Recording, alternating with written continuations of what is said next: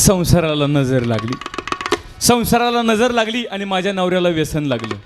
ते पण साधं सुद्धा व्यसन नाही लागलं, दारू प्यायचं व्यसन लागलं. पण आमचे मिस्टर बरं का रोज घेत नाहीत, आठवड्यातून फक्त 6 दिवस घेतात. रविवारी तेवढी सुट्टी टाकतात, तसे लई इमानदारीत. पण काय सांगायचं, जिच्या नवरा दारुड्या मावशी तिला माहिती संसार किती वाईट असतोय. म्हणून असं ठरवलं, मग तुळजापूरला गेले. तुळजापूरच्या भवानी मातेसमोर हात जोडला, पदर पसरला, म्हटलं भवानी माते धाव, नवसाला पाव. आणि नवऱ्याची दारू तेवढी सुट्टी दिली आणि ती भवानी माता माझ्या नवसाला पावली. म्हणून त्या आईचे 5 घरं जोगवा. बरं का मावशो, सर्वांनी जोगा वाढायचा, सगळ्यांनी वाढायचा. असला तर वाडा, नसली तर काय माझी जबरदस्ती नाही. असला तरच वाडा, नसला तर शेजारून एकूण उसना घेऊन का होईना पण वाडा. नाही वाढला तर तुमच्या डोक्यात सकाळी वाव होतील बघा. पुरुष मंडळ, तुम्ही पण वाढायचं नाही तर तुम्हाला नुसते सकाळी पातळ जुलाब. घी डबड की पळ माकाच्या रानात, घी डबड की पळ उसाच्या रानात. सगळ्यांना जोगा वाढायचा. पैसे नसलं तर देवाला सोनं पण चालतंय. आईचा जोग वा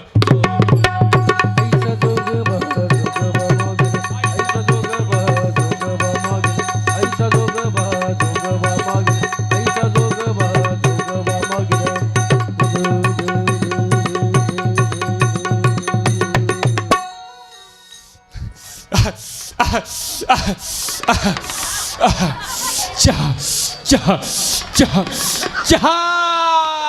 हे एवढ्या रात्री चहा करून आणायचा आई. अरे चहा नसला तर वडापाव पण चालल. बंद झाली हॉटेल. वडापाव नसला तर बिस्किटचा पुडा पण चालल. आई माझा एक कोडा होता ग. काय म्हणला भक्त? माझा एक कोडा होता. अरे जर का तुझं घोडा असेल, तिकडं कराडला नेऊन सोड. आई घोडा नाही ग, कोडा होता. कोड जरा लवकर विचार, पटदिशीने विचार, कारण देवाचं नवीन वार आहे. देव आणखीन वार शिकतोय. एकदा वार गेले की परत देवाला 7-8 फॅनच लावं लागतात, तवाच वार येतं बघ भक्त. आई माझं कोडा असं होतं, साऊंड सिस्टीम वाल्याची दारू कधी सुटन. अलीकडचे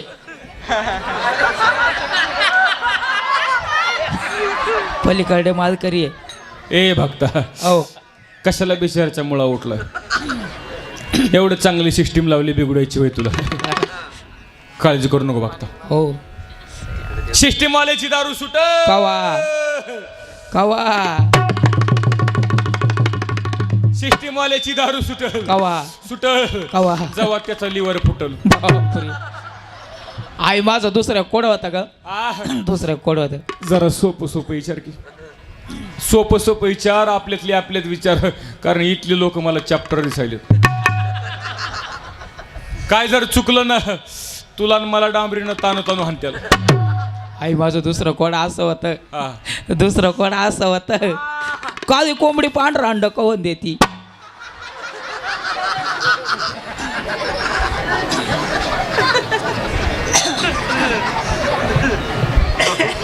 बघता तो तर देवाच्या अंगातलंच घालवलंस. काय म्हणला? काळी कोंबडी पांढरा अंड कवून देती.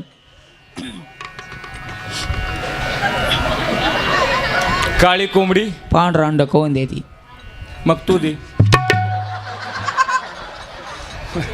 ए भक्ता, अरे असले प्रश्न विचारायला तुला काय देव पोल्ट्रीच्या फार्म मध्ये कामाला वाटलं होय रे? अरे भक्ता, तू नेमकं शाळेमध्ये शिकायला गेलता का म्हशी भादारला गेलता होय रे?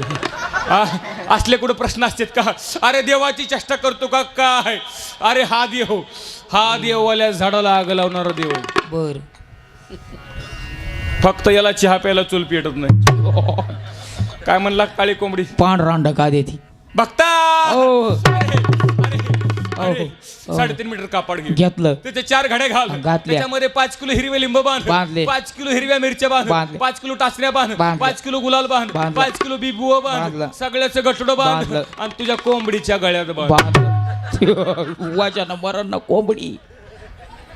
काय म्हणला? कोंबडी वाजानं मरण ना.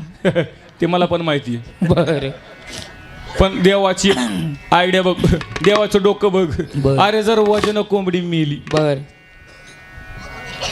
जर कोंबडी वजन मिली बर अंड घालायचं कुठं प्रश्न येते ते करायला का आई देवाला येडत काढतो होय रे आई तिसरं कोड होतं शेवटचं म्हणला तिसरं शेवटचं होतं नाही तुला या गावाला काय गुतो बितो दिलंय होय रे? सगळंच विचारतोय बरं विचार आई पाऊस का पडा ना तुला मगाशीच सांगितलं जरा सोपं सोपं विचार माझा काही एवढा अभ्यास झाला नाही मी आणखीन शिकतोय पाऊस आपल्या रेंज मधलं बोल पाऊस काय म्हणला पाऊस का पडा ना आई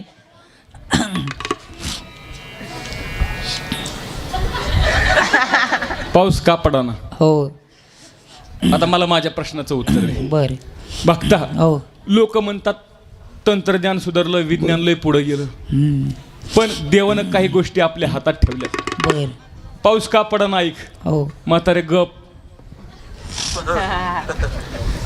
धडकच घेईन बघतो या पुढं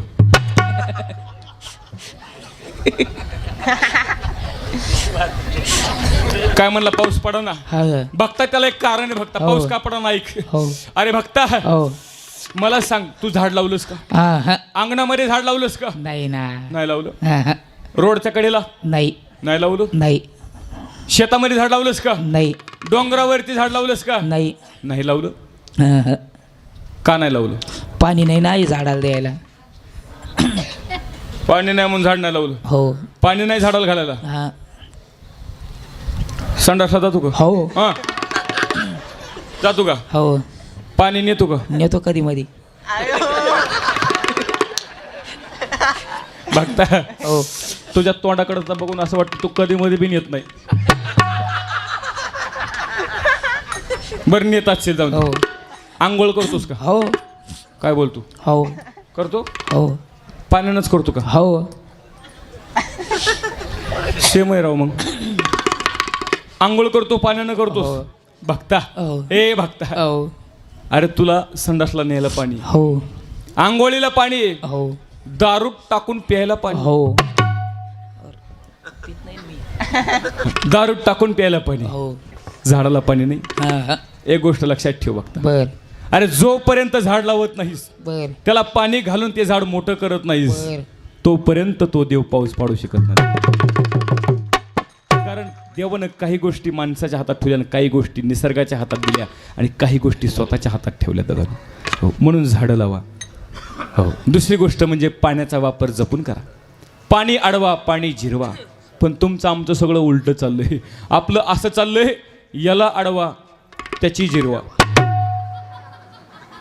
याच्यामध्ये आपलं आयुष्य निघून गेलं दादांना लोकांची हेवे दावेमध्ये करण्यामध्ये आपलं आयुष्य निघून गेलं दुसऱ्याची निंदा टवाळकी करण्यामध्ये आपलं आयुष्य निघून गेलं म्हणून दादांना जोपर्यंत आयुष्य शिल्लक आहे तोपर्यंत आनंदामध्ये जीवन जगा दुसऱ्याला त्रास देऊ नका किंवा शेजारचीचं वाईट चाललं असेल शेजारी दुःखी असेल तर त्याच्या दुःखामध्ये दुःख माना आनंदी होऊ नका शेजारी आनंदित असेल तर त्याच्या आनंदामध्ये सहभागी व्हा हो सर्वात महत्त्वाची गोष्ट आहे झाड लावा कारण निसर्ग वाचवा दादांनो तर तुम्हाला निसर्ग जगवेल पुढच्या पिढीला निसर्ग जगवेल नाही तर काही खरं नाही कारण एक माणूस मेला ना तर गाडीभर लाकडं त्याला जाळायला लागतात की नाही हा बरोबर आहे ना का तुमच्याकडं गॅसवर जाळतात एक माणूस मेला तर त्याला गाडीभर लाकडं जाळायला लागतात म्हणजे मरताना एक माणूस एक झाड घेऊन जातोय मग जोपर्यंत जिवंत आहे तोपर्यंत झाड लावायला काय हरकत आहे का लावू नये झाड लावलंच पाहिजे दादांना म्हणून झाडे लावा झाडे जगवा मी तर असं म्हणेन अरे त्याच माणसाला लाकडात जाळा ज्यानं आयुष्यामध्ये एक तरी झाड लावलं आहे मग प्रश्न पडेल ज्यांनी झाड लावलं नाही त्यांना कशात जाळायचं त्यांना ट्रॅक्टरच्या टायरामध्ये घालून जाळायचं निसर्ग वाचा कारण एक झाड अरे झाडा कोण शिकलं पाहिजे माणसानं माणूस यांनी सृष्टीला काय देतो समाजाला माणूस काहीच देत नाही पण झाड ऑक्सिजन देतं फळ देतं फूल देतं झाड सावली देतं शिकलं पाहिजे त्याच्यामध्ये हो इतकं परोपकारी झाडे दादांना म्हणून झाडं लावा नवीन भक्तीच्या नवरात्रा